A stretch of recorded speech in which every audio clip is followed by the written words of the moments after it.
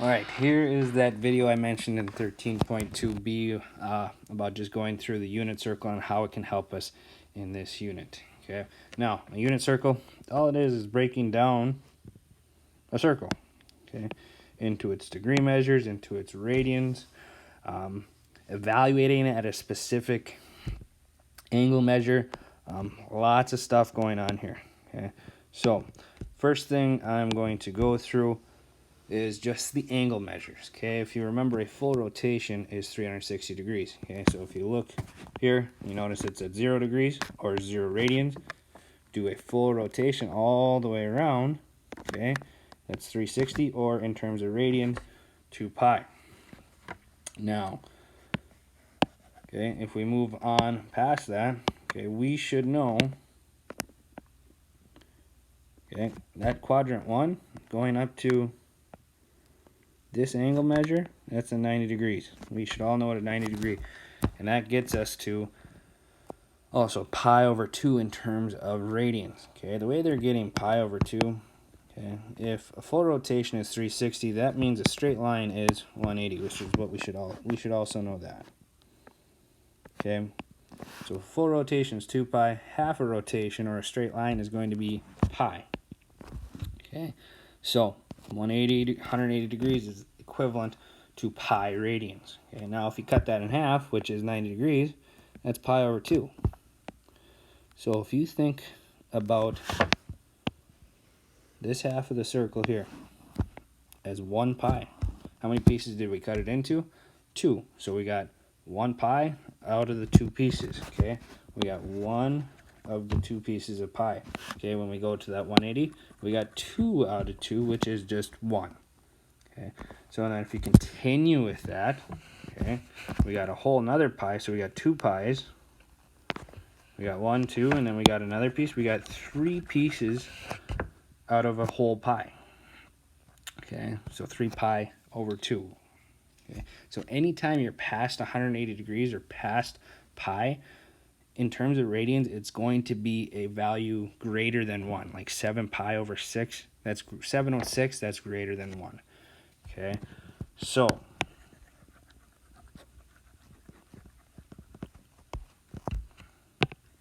let's look at 30 degrees. Okay, so let's go ahead every 30 degrees. So 30, 60, 90, 120, 150, 180. How many pieces did we cut this into? 1, 2, 3, 4, 5, 6. So when you're at 30 degrees, we got 1 piece out of 6. Okay, we got 1 out of 6. Now if we move to the next one, we got 2 pi pieces out of the 6, which simplifies to pi over 3.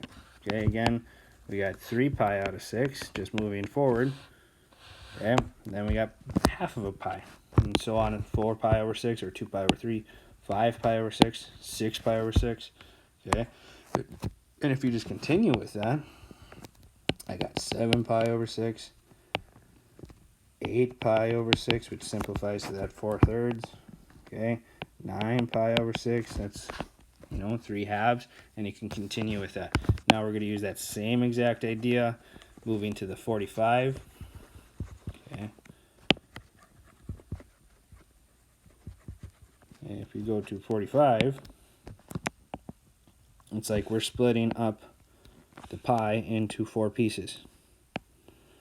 And if we're at 45 degrees, that means I have 1 piece out of the 4. Okay, we go to that 90 degrees, and we got 2 out of the 4, which is pi over 2, 3 pi over 4, or a full pi. And then if you just continued on, we got 5 pi over 4. Okay, if we continue on, 6 pi over 4, 7 pi over 4, 8 pi over 4, and then reducing them when they do reduce as well.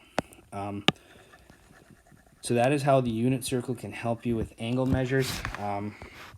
As for evaluating your trig functions, it's like we're creating a right triangle. Okay, from that angle, you're going to create a right triangle, dropping what's called an altitude Okay, we've created a right triangle, and again, this is a special right triangle. Okay, so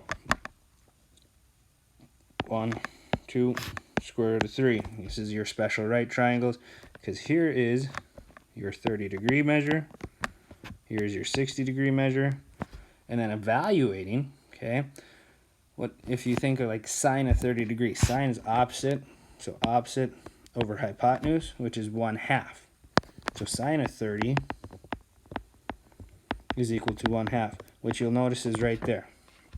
Okay, if you were to do cosine of 30 degrees, which is adjacent over hypotenuse, you're going to get square root of 3 over 2.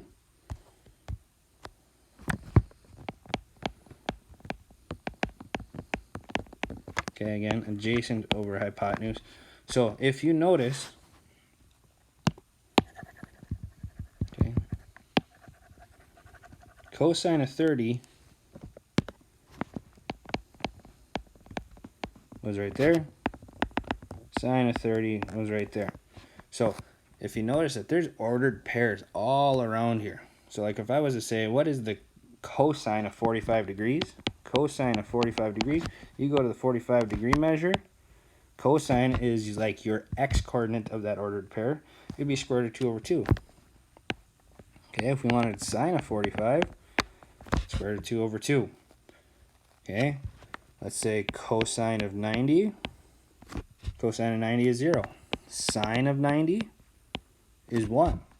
Okay, and when you get to those 90, 180, 270, and 360, those are actually some complicated angle measures to deal with when you're evaluating, and understanding this unit circle is going to help, because then I could say, I'll ask a question like, what is the sine of 270 degrees? Okay, if you want to understand your unit circle, you just go here, and if you know that, -1, sine of -270 is -1. Okay, so again, this isn't something you need to memorize. It will help you.